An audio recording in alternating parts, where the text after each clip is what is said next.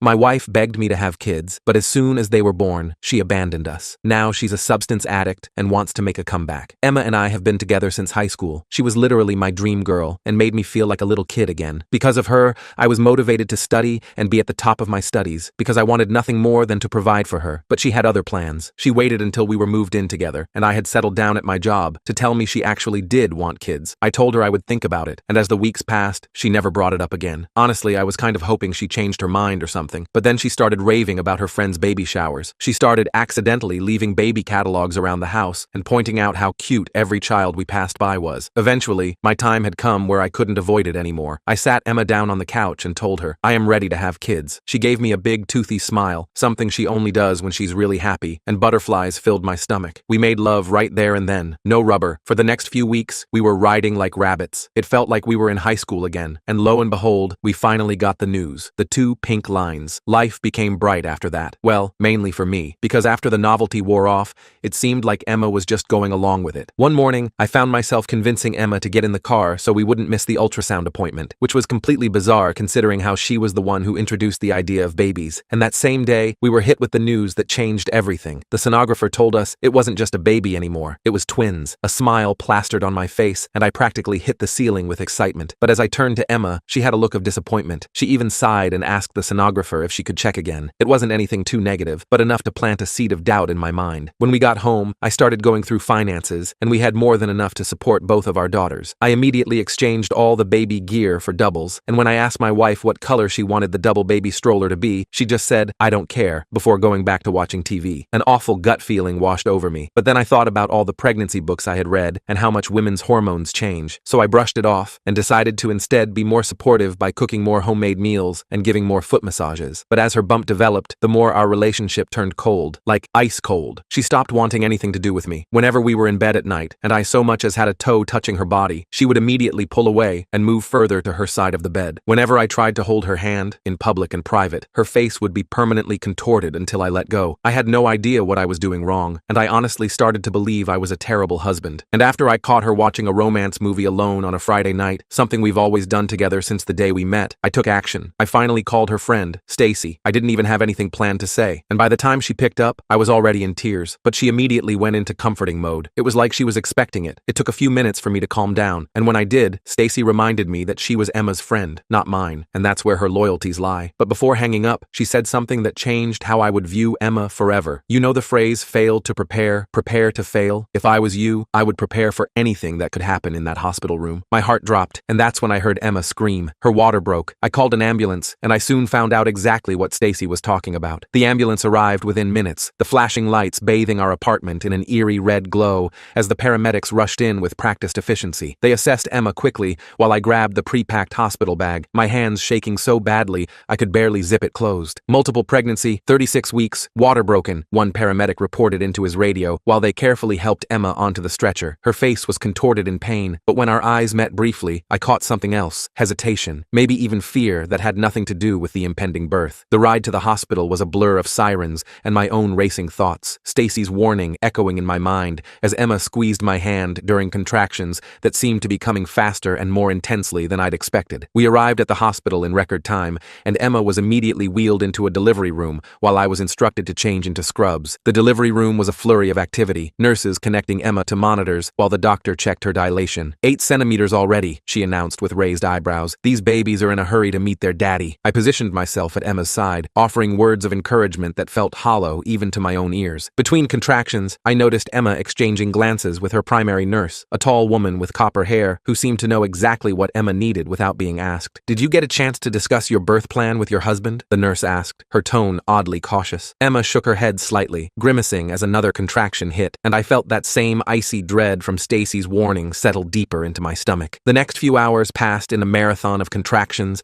medical jargon, and mounting tension as Emma progressed rapidly through labor. I see a head, the doctor finally announced, and despite my growing suspicions, my heart soared with anticipation. Our first daughter entered the world with a powerful cry that echoed through the delivery room, her tiny body slick and perfect as the doctor placed her on Emma's chest. I expected to see that toothy smile I loved so much, but Emma merely glanced at our daughter before looking anxiously at the nurse. Time to push again, Emma, the doctor instructed, and within minutes, our second daughter arrived, smaller than her sister, but with an equally healthy set of lungs. The nurses whisked the babies away to be cleaned and checked while the doctor attended to Emma, and I followed our daughters, counting fingers and toes through tears of joy. When I returned to Emma's side, clutching photos of our perfect girls on my phone, I found her in hushed conversation with the copper-haired nurse. They fell silent when I approached, and the nurse quickly excused herself, promising to bring the babies back soon. "They're perfect, Em," I gushed, showing her the photos, but her smile was forced, her eyes not meeting mine. "I need to rest," she said flatly, turning away from both me and the pictures of our daughters. The next morning, I arrived at the hospital early, having spent the night at home getting the nursery ready for 2 instead of 1. The copper-haired nurse, Piper, according to her badge, met me in the hallway with a peculiar expression. "Your wife asked for some privacy this morning," she said carefully, "but your daughters are in the nursery and could use some daddy time." I spent the morning holding my girls, learning to tell them apart, Lily with the birthmark on her shoulder, Rose with the stronger grip, and fielding congratulatory calls from family and friends. Emma remained resting, according to the staff, though I was beginning to suspect there was more to it. By afternoon, I was finally allowed into Emma's room, where she sat propped up in bed, staring vacantly out the window. "The girls are beautiful," I offered, settling into the chair beside her bed. Emma turned to me with red-rimmed eyes and spoke the words that confirmed my worst fears. "I can't do this, Jake. I never wanted twins. I never really wanted any of this." The confession hung heavy in the room as Emma explained through tears that she'd only agreed to having children because she thought she might lose me otherwise, but the reality of twins had pushed her beyond what she was willing to sacrifice. "What are you saying, Emma?" I asked, though I already knew the answer from the packed overnight bag on her bed and the absence of the hospital bracelet on her wrist. "I've signed the discharge papers. My sister Tina is picking me up in an hour," she said, her voice steadier now, rehearsed even. "There's a letter for you at home explaining everything. The girls will be better off with just you." I sat frozen as Emma continued, explaining that she'd been planning this for weeks, how Piper was actually an old college friend who'd helped arrange for her early discharge, how she'd already cleared out her personal items from our home while I was at work last week. My protests, pleas, and eventual anger fell on determined ears. Emma had made up her mind long before the girls were even born. When Tina arrived, looking uncomfortable but resolved, Emma didn't even say goodbye to our day-old daughters before walking out of the hospital and, as I would later discover, out of our lives completely. The next few days passed in a surreal haze of paperwork, nurse instructions, and the dawning reality that I was now a single father to newborn twins. The hospital staff were incredibly supportive, especially once they understood my situation, with Piper in particular seeming to overcompensate with kindness, perhaps out of guilt for her role in Emma's plan. We were discharged 5 days after the girls were born, and I drove home with agonizing caution, constantly checking the rearview mirror to see my daughters securely fastened in their car seats. Entering our apartment alone with 2 infant carriers was the moment the full weight of my new reality crashed down on me. Emma's letter was on the kitchen counter, just as she'd said, a 5-page handwritten explanation of how she'd never wanted motherhood, how the discovery of twins had been her breaking point, and how she believed the girls would be better with me than with a mother who resented their existence. She ended by asking me not to try finding her and promising that her lawyer would be in touch about formal custody arrangements. I read the letter 3 times before the crying of one of the twins. Rose, I thought, recognizing the particular pitch of her wail, pulled me back to the immediate needs at hand. Those first weeks were a blur of sleepless nights, diaper changes, and bottle feedings carefully timed to give each girl equal attention. My boss, Adrian, turned out to be unexpectedly understanding, arranging for me to work remotely for the first 3 months and connecting me with another employee, Nevada, who'd recently returned from maternity leave and became an invaluable source of advice. My parents drove up from Florida to stay for a month, my mother teaching me how to bathe squirming infants, and my father quietly handling grocery runs and cooking so I could focus on the girls. Friends I hadn't spoken to in years showed up with casseroles and offers to help, creating a support network that kept me afloat when I felt like drowning. Emma's absence was a wound that seemed to reopen every time someone innocently asked about the girl's mother, but I soon crafted a brief, dignified response that acknowledged the situation without inviting pity. Their mother decided parenting wasn't for her, so it's just us 3 now. The formal custody paperwork arrived as promised, with Emma relinquishing all parental rights and responsibilities, asking only that I not seek child support from her in return. My lawyer advised against agreeing to this, but I signed anyway, wanting to close this chapter cleanly, rather than maintaining any connection that might give Emma reason to disrupt our lives again. The twins grew quickly, developing distinct personalities despite their identical genetic makeup. Lily, more observant and cautious, Rose more adventurous and vocal. I documented everything, creating separate photo albums and journals for each girl, determined that they would never question how wanted and loved they were, despite their mother's absence. By their first birthday, we had established our own little family unit, complete with routines and traditions that felt natural and right. The girls took their first steps within days of each other, both reaching for me with identical expressions of determination. I captured these moments on video, sometimes feeling a pang of sadness that Emma was missing these milestones, but more often feeling grateful that my daughters would never remember for a time when they were unwanted by one of their parents. Life settled into a new normal, with work-from-home days, playgroups, and the occasional date that never seemed to develop into anything serious, partly because of my busy schedule, but mostly because I was still processing the betrayal that had blindsided me. The twins' second birthday came and went, marked by a small party at our apartment with the close friends who'd become our extended family. Drew from next door, who frequently babysat when I needed to attend in-person meetings, brought handmade wooden toys for each girl. KT, my college roommate who'd become a regular visitor, arrived with personalized storybooks featuring the girls as the main characters. It was during this party that Lily first asked about her mommy, having noticed that her friend Tucker from playgroup had both a mommy and daddy. I'd been preparing for this question, of course, but the reality of explaining to a 2-year-old why her mother had left was still gut-wrenching. I settled for a simplified version of the truth, explaining that some people aren't ready to be parents, but that didn't mean the girls weren't perfect and loved exactly as they were. The question came up more frequently after that, especially as the girls started preschool and encountered more traditional family structures. I consulted a child psychologist, Azariah, who helped me navigate these conversations in age-appropriate ways, emphasizing that families come in all shapes and sizes. We created a family book with pictures of everyone who loved the girls, grandparents, aunts, uncles, and close friends, focusing on the abundance of love in their lives rather than the one person who was missing. Just past the girls' third birthday, as we were settling into our weekend pancake breakfast routine, a knock at the door disrupted our carefully constructed peace. I opened it to find Emma standing in our hallway, almost unrecognizable from the woman who had walked out of the hospital 3 years earlier. Her once healthy frame was gaunt, her clothes hanging loosely from her shoulders, and dark circles shadowed her bloodshot eyes. "I need to see my daughters," she slurred, the smell of alcohol heavy on her breath despite the early hour. I instinctively closed the door partway, blocking her view into the apartment where the girls were happily smearing syrup onto their pancakes. "You gave up that right 3 years ago," I replied, keeping my voice low and steady. Emma's face contorted with a mixture of anger and desperation. "I'm their mother," she hissed, trying to push past me into the apartment. "I have rights." The legal papers flashed in my mind, the ones where she had explicitly relinquished those very rights. But I knew this wasn't the time for that discussion. "You're clearly not in a state to see them right now," I said firmly. "If you want to discuss this, get sober and contact my lawyer." Emma's desperate demeanor suddenly shifted, and she broke down in tears, explaining between sobs how she'd lost her job, her apartment, and how her sister had finally kicked her out after months of enabling her growing substance abuse. "I have nowhere to go," she admitted, "and I remembered how good you always were with money." The truth became clear. This wasn't about reconnecting with our daughters. It was about finding financial support now that she'd exhausted all other options. I gave her my lawyer's contact information and firmly closed the door, then spent the rest of breakfast distracting the girls while my mind raced with contingency plans. Emma's sudden reappearance triggered a flurry of legal consultations and security measures. I installed new locks and a security system, updated the girls' emergency contact information at preschool, and prepared their teachers for the possibility that their estranged mother might attempt contact. My lawyer assured me that Emma's rights had been legally terminated and that any visitation would need to go through proper channels, including court-mandated sobriety tests and supervised visits. For weeks, I jumped at every unexpected knock, scrutinized unfamiliar cars in our neighborhood, and volunteered for every possible preschool activity to ensure I was present whenever the girls were in public. The anticipated legal battle never materialized, however, as Emma apparently lacked the resources or sobriety to pursue it. Instead, she took to leaving tearful, often incoherent voicemails on my phone, alternating between begging to see the girls and accusing me of stealing her children. Each message revealed more clearly how unfit she was to be in the twins' lives, reinforcing my determination to protect them from the chaos she would bring. The girls, meanwhile, remained mercifully unaware of the turmoil, continuing to thrive in the stable environment I'd worked so hard to create. Lily's artistic talents began to emerge, her preschool artwork showing surprising detail and composition for a 3-year-old. Rose revealed a gift for memorization, reciting entire storybooks verbatim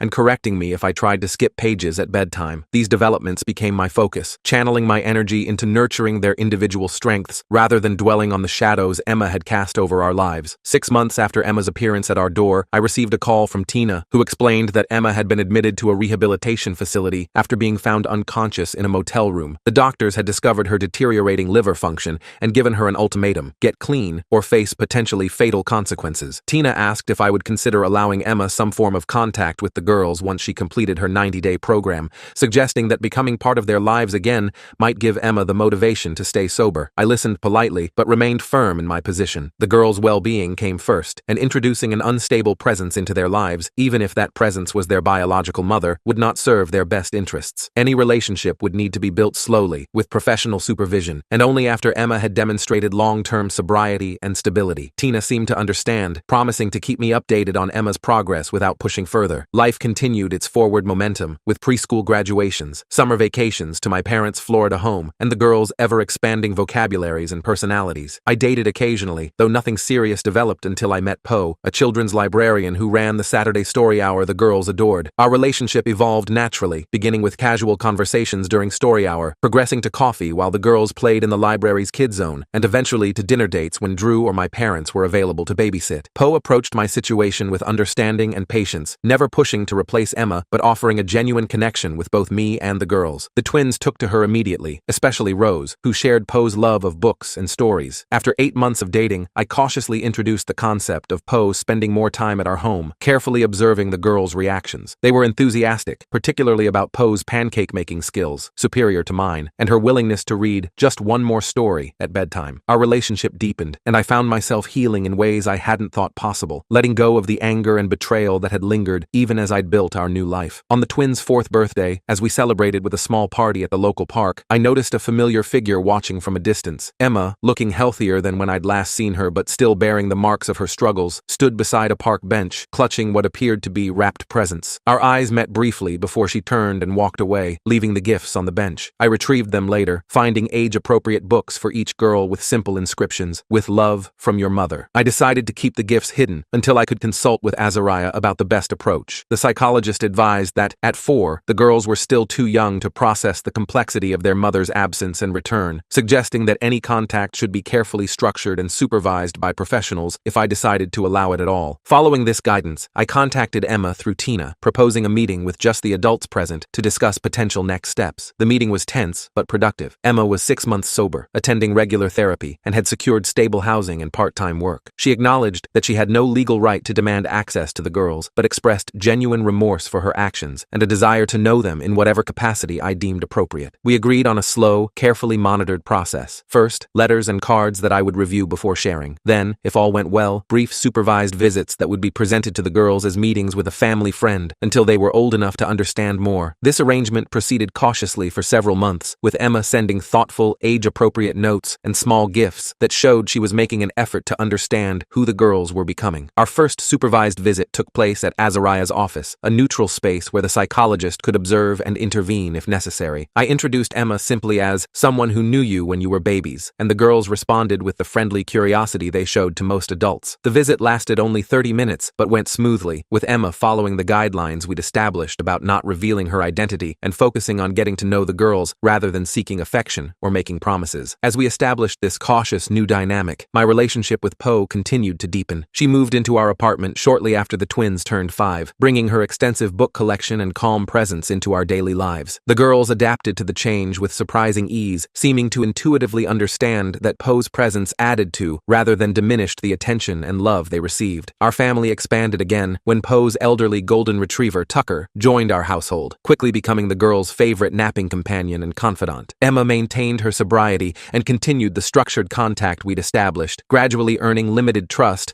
through her consistency and respect for boundaries. When the girls turned 6, with Azariah's guidance, we began the process of explaining Emma's identity, starting with simple concepts about different kinds of families and the various ways people can be connected. The girls processed this information in their own ways, Lily with thoughtful questions, Rose with emotional declarations about how lucky she was to have so many people who cared about her. The day Emma officially became your birth mother, rather than Ms. Emma in our conversations, was both terrifying and liberating. I watched carefully for signs of confusion or distress, ready to scale back if either girl seemed overwhelmed, but they absorbed this new reality with the resilience children often show when difficult truths are presented honestly and lovingly. Emma's role remained peripheral: monthly supervised visits, occasional attendance at school events, seated separately from our family, and cards on birthdays and holidays. She never pushed for more than I was comfortable giving, seeming to understand that her place in the girls' lives was a privilege she had to earn rather than a right she could demand. As the girls approached their 7th birthday, Poe and I began discussing marriage, wanting to formalize the family unit we'd created together. I proposed during a weekend trip to the beach, with the twins serving as enthusiastic accomplices, holding hand-painted signs asking, "Will you be our forever Poe Rent?" a pun the girls found hilarious. The wedding was small and joyful, held in the community garden where we'd had our 3rd date. The girls served as flower girls, scattering petals with such enthusiasm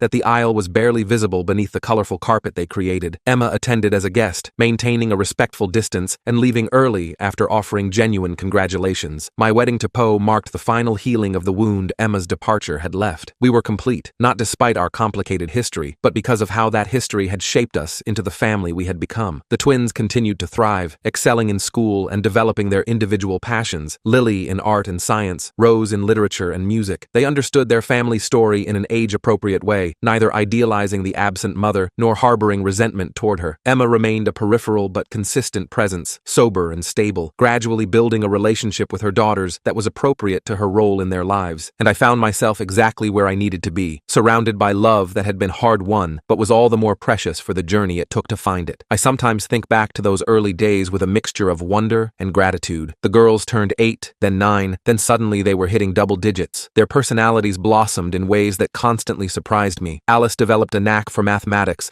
that left me scratching my head over homework I couldn't comprehend. Rose composed melodies on the secondhand piano we'd squeezed into the living room. Our little house gradually transformed with their growing interests. Posters replaced alphabet charts. Bookshelves sagged under the weight of novels instead of picture books. I coached Alice's math team on Tuesdays. I sat through Rose's piano recitals on weekends. We established routines that anchored our lives, and Sunday pancakes became sacred ritual. Movie nights featured increasingly sophisticated films, and Emma maintained her presence through monthly visits. She never missed a birthday, and she attended school performances when invited. The girls accepted her limitations without drama. They understood the difference between a mother and a mom. I became the latter through daily acts of care, brushing tangled hair before school and kissing scraped knees, explaining periods with awkward diagrams, and my mother proved invaluable during these transitions. She stepped in whenever I felt overwhelmed, and her wisdom guided me through choppy waters. My father taught the girls to fish at the lake house. They both caught their first bass on the same summer afternoon. We celebrated with a ridiculous fish-shaped cake. Work remained demanding but fulfilling. I earned a promotion that eased our financial pressures. The girls needed braces, but Alice required tutoring for French. Rose wanted more advanced piano lessons, but somehow we made it all work. The budget stretched like magic, and I learned to comparison shop with fervor. We found joy in simple pleasures, and hiking local trails became our weekend adventure. The girls collected interesting rocks and feathers, and our kitchen windowsill displayed their natural treasures. I dated occasionally during those middle years, and nothing serious materialized for quite some time. The girls met only 2 of these brief companions. I protected them from emotional attachments that might dissolve. They had experienced enough disruption already. Then Mark entered our lives through Alice's science club. He volunteered as a mentor for the robotics team. His patient explanations impressed me immediately, and we exchanged numbers for purely practical reasons. Coffee meetings to discuss the upcoming competition turned personal. He shared stories of his own childhood in rural Vermont. I admitted my fears about raising daughters alone. He listened without offering unsolicited advice. The girls noticed my interest before I acknowledged it myself. "He looks at you funny," Alice observed after a tournament. Rose simply started including him in her drawings of our family. We moved cautiously into romance, and Mark understood the delicate balance required. He brought books instead of flowers, and he suggested outings that included the girls. He never tried to replace their absent father figures. The girls warmed to him gradually, then completely. Our first vacation together tested all our boundaries. A week at the beach revealed everyone's quirks and habits. Mark couldn't function without morning coffee, and Alice needed time alone each day. Rose insisted on burying everyone in sand, and we returned home more connected than before. Mark proposed on a random Tuesday evening, and no fancy restaurant or elaborate speech. He simply placed a small box beside my dinner plate. The girls knew about his plans, and their excited faces gave everything away. We married the following spring in my parents' backyard. Alice and Rose served as my only attendants. They wore dresses they actually liked. We honeymooned locally while my parents spoiled the girls. Blending our lives happened naturally afterward, and Mark moved into our modest house. He converted the garage into a workroom for projects with the girls. His book collection merged with ours on straining shelves. Emma expressed genuine happiness about our marriage, and her own life had stabilized considerably. She had maintained her sobriety for nearly 5 years. She had secured a job at a local nursery. Plants responded to her careful attention, and her apartment stayed neat and welcoming. The girls occasionally spent weekends there now. They returned with potted herbs and painted stones. Middle school introduced new challenges for both girls. Alice struggled with social dynamics, and Rose battled performance anxiety. I attended countless parent-teacher conferences, and Mark researched strategies for helping them cope. We surrounded them with appropriate support systems, and therapists, coaches, and extended family members. The girls developed resilience through these difficulties, and they learned to advocate for themselves. They discovered strengths they hadn't recognized before. Our family expanded unexpectedly when Mark's mother became ill. She moved into our already crowded home. The girls immediately adopted her as another grandmother. They absorbed her stories of Mark's embarrassing childhood moments. They learned to cook traditional family recipes. Her presence enriched our lives for 8 precious months. We mourned her passing as a united family. The girls experienced grief in profoundly different ways. Alice became methodical about preserving memories. Rose composed a haunting melody that made us all all weep. I watched them process this loss with mature hearts. They understood the permanence of death now, and they appreciated life's fragility more keenly. High school arrived with shocking suddenness. The girls diverged in their interests and friend groups. Alice pursued science competitions with fierce dedication, and Rose joined theater productions and music ensembles. Their schedules became logistical nightmares, and someone always needed a ride somewhere. Mark and I tag-teamed the endless commitments, and we still maintained family dinners most nights. College discussions began earlier than expected, and campus visits filled our vacation time. Application essays consumed countless evenings. I found myself calculating tuition costs in my sleep. The girl's father resurfaced during their junior year. A Facebook message appeared without warning, and he expressed interest in reconnecting. The girls approached this development with cautious curiosity. I supported their decision to meet him, and Mark offered to accompany them for security. They declined both our offers. They met him at a public restaurant instead. They returned with complicated expressions. "He seems nice enough," Alice reported with characteristic reserve. Rose simply shrugged and returned to her music. They maintained occasional contact afterward, and nothing deep developed from these interactions. They understood his limitations better now. Emma continued her steady presence through these years. She never overstepped or made promises she couldn't keep. She attended graduations and special performances. She sent thoughtful birthday cards with modest gifts. The girls appreciated her consistent effort, and they developed compassion for her struggles. Acceptance replaced any lingering resentment, and college acceptance letters arrived in a flurry. Alice received a scholarship to study biochemistry. Rose earned admission to a prestigious music program. Pride mingled with impending grief in our household. I prepared for their departure with practical efforts. Shopping for dorm supplies occupied countless weekends. Conversations about safety and independence filled our drives. Mark created special toolkits for each of them. Their high school graduation passed in a blur. Family gathered from several states. Emma sat with us in the family section. The girl's father attended with his new wife. Everyone behaved with remarkable civility, and the summer before college tested everyone's emotions. The girls alternated between clingy and distant, and Mark organized special outings with each daughter. I found myself randomly weeping while folding laundry. We survived the emotional roller coaster together, and move-in days arrived with military precision. We loaded 2 separate vehicles, and we traveled to 2 different campuses. I maintained composure until the final goodbyes, and then I sobbed uncontrollably in parking lots. Mark drove us home to our suddenly quiet house. The adjustment to empty nesting surprised us both. The house echoed with absence, and meals seemed pointless without the girls. We wandered rooms touching abandoned possessions, and gradually we established new patterns. We rediscovered each other without parental identities, and we traveled to places without kid-friendly attractions. We stayed up late discussing books and films. The girls called with varying frequency, and Alice checked in with scheduled precision. Rose called randomly during walks between classes, and both thrived in their respective environments. They made friends, and they joined clubs. They navigated academic challenges, and they handled disappointments with growing maturity. Holiday breaks brought them home temporarily, and they returned with new vocabularies and opinions. They eyed their childhood rooms with amused detachment. They slept until noon and stayed out late. They brought home interesting friends occasionally, and our family expanded through these new connections. Then the pandemic hit during their sophomore year. Everything changed overnight, and classes moved online. Campuses emptied. The girls returned home with hastily packed belongings. Our house filled again with youthful energy, and we established home workspaces for everyone. Kitchen tables became desks, and bedrooms transformed into Zoom studios. We navigated internet bandwidth issues daily. I rediscovered the joy of having everyone under one roof. The girls processed their disappointments gradually, and lost performances, canceled research opportunities, and disrupted friendships. They showed remarkable adaptability, and they developed new skills during lockdown. Alice learned coding between classes, and Rose recorded multi-layered compositions in her bedroom. Mark taught them basic car maintenance in the driveway. I introduced them to family recipes they'd previously ignored. Emma struggled during the isolation, and her recovery community moved online. She missed the physical presence of supporters, and the girls helped her navigate technology challenges. They dropped off care packages at safe distances. They demonstrated remarkable compassion during this time, and eventually campuses reopened with restrictions. The girls returned to modified college experiences, and they appreciated their education with renewed perspective. They valued in-person interactions more deeply. They called home more frequently than before. I felt our bonds had strengthened through shared adversity. Graduation approached with surprising speed for both girls. Alice secured admission to a prestigious graduate program. Rose received several performance opportunities through connections. Mark and I beamed with pride at their accomplishments. Emma maintained her consistent presence in their lives. She had reached 10 years of sobriety, and she had developed meaningful friendships and hobbies. She had found contentment within her limitations, and the graduation ceremonies fell on consecutive weekends. We traveled between states with extended family, and we celebrated their achievements with appropriate fanfare. I watched my daughters accept their diplomas with steady hands. They had become remarkable young women, and they had overcome significant early challenges. They had built lives filled with purpose and connection. They had surpassed surpassed every expectation I'd ever held. Their next chapters began with exciting momentum. Alice moved across the country for her research position. Rose traveled abroad with a musical ensemble, and Mark and I helped with both transitions. We shipped forgotten items, and we provided emergency funds. We listened to homesick phone calls, and our home transformed yet again. We converted bedrooms to new purposes, and we donated outgrown possessions. We preserved special mementos in organized containers, and we adapted to this new phase gradually. The girls established their adult lives independently. They navigated romantic relationships with greater wisdom than I had. They managed financial challenges with reasonable prudence, and they pursued their passions with dedicated effort. They returned home with decreasing frequency, and holiday gatherings became precious reunions. We treasured each visit without demanding more, and we supported their growing independence. Emma developed health problems requiring intervention. The girls rallied around her with practical support. They researched treatment options, and they accompanied her to appointments. They demonstrated the depth of their forgiveness, and I witnessed their compassion with profound gratitude. My own parents aged during these years, and my father's memory began slipping noticeably. My mother shouldered increasing caregiving responsibilities, and the girls visited them whenever possible. They recorded family stories before they disappeared, and they honored these connections with sincere attention. Mark and I began contemplating retirement options, and we researched locations closer to the girls. We calculated financial requirements, and we imagined new adventures together. I reflected often on our family's journey. The terrified young woman facing single parenthood had vanished. The desperate mother juggling impossible demands had evolved. The uncertain guardian doubting her abilities had transformed. I had become someone I never imagined possible. The girls occasionally referenced their unconventional upbringing. "You showed us resilience," Alice noted during a holiday gathering. "You taught us love takes many forms," Rose added simply. These moments validated every struggle endured, and they justified every sacrifice made. They confirmed every instinct followed, and our family hadn't followed traditional patterns. We had created something uniquely beautiful instead. I sometimes caught myself staring at old photographs, small girls with gap-toothed smiles, and teenagers with awkward expressions, young women with confident postures, and the progression seemed both gradual and sudden. The years had accumulated almost without notice, and now adult daughters called for advice occasionally. They shared professional triumphs and disappointments, and they discussed relationship complexities. They planned visits with enthusiastic detail, and they had become people I genuinely admired. They carried our family history without resentment, and they approached their futures with optimistic determination. They maintained connections that nurtured their spirits. I recognized parts of myself in their mannerisms. I heard echoes of Mark in their laughter. I noticed traces of Emma in their artistic sensibilities. I spotted my parents' influences in countless small ways. They had absorbed the best from everyone who loved them. Alice called one spring morning with unexpected news. She had met someone special, and she wanted us to meet him. Rose emailed later that same week, and she had accepted a teaching position nearby. She planned to move closer to home, and these developments sparked new possibilities. Family gatherings would happen more frequently, and grandchildren might appear eventually. New chapters awaited our continued story. I sat on the porch swing with Mark that evening. We watched the sunset paint familiar trees. "We did good," he said simply, squeezing my hand. I nodded without speaking. The journey from crisis to contentment stretched behind us. The path forward held promises of continued connection. The love that surrounded us had indeed been hard-won. It remained the greatest achievement of my life. As time passed, our lives settled into comfortable patterns. I woke early most mornings, brewing coffee before Mark stirred. The kitchen window framed the backyard garden I'd started last spring. Birds gathered at the feeder hanging from our oak tree. I sipped slowly, savoring moments of quiet before the day began. Mark appeared in worn flannel pajamas, hair tousled from sleep. His morning kiss tasted of toothpaste and familiar comfort. We developed little rituals without trying, and Sunday brunches became our weekly tradition. The local diner knew our order before we spoke. Mark always finished my hash browns when I couldn't. I started walking 3 miles daily along the river path. My doctor had suggested more exercise for my aging joints. The morning air filled my lungs with something like possibility. I collected smooth river stones that caught my eye. They piled on our windowsill, reminding me of simple beauty. Mark teased me about bringing nature indoors. I arranged them by color, creating an accidental rainbow. The neighbors invited us to their summer barbecue. I brought my potato salad that everyone requested. The recipe came from my grandmother, perfected over decades. Children raced through sprinklers while adults talked, and I watched families growing before my eyes. Time moved differently at gatherings like these. Mark chatted with the men about retirement plans. I overheard him mention our upcoming anniversary trip. 40 years together deserved more than just dinner out. We'd booked a cabin in the mountains for a week. The photos showed a wraparound porch with rocking chairs. I packed my favorite books and comfortable shoes. The drive took us through changing landscapes, and fields gave way to foothills, then forests. Mark played his old CDs from college days. I remembered dancing to these songs decades earlier. The cabin exceeded our expectations upon arrival, and windows framed mountain views from every room. The fireplace waited for cool evening temperatures. I unpacked while Mark brought in groceries. The kitchen had all we needed for simple meals. We walked hand in hand along nearby trails, and wildflowers dotted meadows in surprising colors. I collected a few for a small vase. Mark pointed out bird species I'd never noticed. His bird-watching hobby had grown serious lately. We spotted deer at dusk near our cabin. They moved with silent grace through dappled light. I took photos to show our daughter later. The night sky revealed stars hidden in city life. We lay on a blanket counting constellations, and Mark remembered more names than I expected. The week passed in a blur of small pleasures. We read books side by side on the porch. Mark finished 3 mysteries during our stay. I worked through a novel I'd been saving. We talked less than usual during these days. The comfort of silence marked our deep connection. Our return home brought welcome familiarity. The mail had piled up during our absence. Our daughter called to check on our trip. She mentioned visiting with the grandkids soon. I circled dates on the calendar with anticipation. The garden needed attention after a week away. Weeds had claimed territory between my tomatoes. I spent mornings pulling them under the warming sun. Mark fixed the loose railing on our back steps. His retirement had unleashed home improvement projects. The garage transformed into his workshop over time. Wood shavings covered the concrete floor constantly, and he crafted small toys for our grandchildren. Each birthday brought new handmade treasures from Grandpa. I baked cookies for their anticipated visit. The house filled with smells of chocolate and vanilla. Our daughter's car pulled into the driveway Thursday afternoon. Little faces pressed against windows with excitement, and the grandchildren tumbled out with endless energy. Hugs wrapped around my legs and waist immediately. Their overnight bags suggested a longer visit, and my heart filled with their chaotic presence. The refrigerator displayed new artwork within minutes, and our quiet home transformed with their arrival. I served dinosaur-shaped sandwiches for lunch, and stories poured from small mouths between bites. School adventures and playground politics dominated conversation, and Mark showed off his latest wooden creations. The children claimed them with possessive delight. We walked to the park after afternoon naps. The playground equipment had been recently updated. I pushed swings while Mark supervised the slides. Our daughter joined us after her work calls ended. The family resemblance struck me watching them together. Her gestures mirrored mine from decades earlier, and time collapsed in these multi-generation moments. We ordered pizza for dinner to everyone's approval. Bedtime stories stretched longer than planned, and little bodies finally surrendered to sleep. The adults talked quietly over glasses of wine. Our daughter shared news of a possible promotion. Her career had flourished beyond my early dreams. I felt pride seeing her confidence and capability. The morning brought pancakes shaped like animals, and sticky syrup hands required multiple washings. They left after lunch with promises to return. The house felt emptier, but warmly so. Evidence of their visit remained in small ways. A forgotten sock under the couch appeared later. Crayon drawings waited on the refrigerator door. Mark returned to his workshop with new ideas. I called my sister to share our weekend stories. She lived too far away for regular visits. Our weekly calls maintained our close connection, and she mentioned health concerns I noted carefully. Her doctor had scheduled tests for next month. I promised to visit if she needed support. Mark agreed without hesitation to potential travel, and family remained our shared priority always. Fall arrived with cooler temperatures and changing leaves. I pulled sweaters from storage bins in the attic. The neighborhood trees created colorful canopies. I took photos on my morning walks regularly. The river reflected double beauty in still waters. Migrating birds gathered overhead some mornings, and Mark identified their formations with practiced eyes. We attended the community harvest festival downtown, and local vendors sold produce and handmade goods. I purchased honey from the same beekeeper annually. Mark found a hand-carved walking stick he admired. Music played from the central gazebo continuously. Neighbors greeted us as we browsed the stalls. We ran into friends we hadn't seen recently. Conversations picked up as if never paused, and community connections deepened with each passing year. We walked home with bags of apples and pumpkins. I planned pies and soups for upcoming weeks. Mark carried most items despite my protests, and his stubborn chivalry remained unchanged by time. Halloween approached with neighborhood preparations, and children would soon appear seeking candy treasures. I bought too much chocolate as always. Mark hung the fake spider web by our front door. We carved pumpkins the weekend before the holiday. My design featured traditional triangle features, and Mark created an elaborate haunted house scene. Trick-or-treaters arrived in creative costumes. Parents waited at the sidewalk with patient smiles. I complimented each outfit with genuine appreciation, and Mark distributed candy with theatrical flair. Our porch lights stayed on until supplies diminished. November brought family Thanksgiving planning. Our daughter would host for the first time. I offered assistance without taking over. She had her own traditions to establish now. We drove across town with side dishes carefully packed. Their home welcomed us with warm scents, and other relatives arrived bearing additional food.